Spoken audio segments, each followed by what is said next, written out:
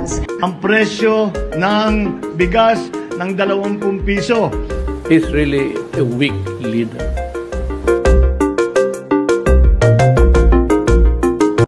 Hi sir! Hi, good morning. Good morning.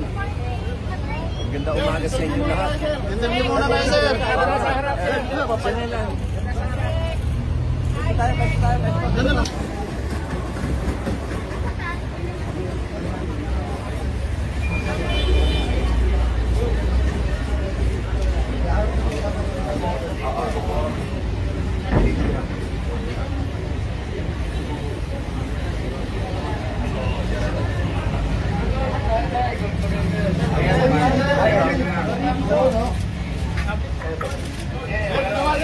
Officially received.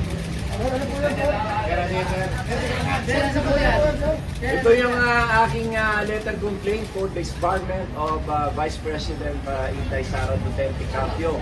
It has been officially received by the Supreme Court as shown by the stamp pad bearing the date November 27, 2024.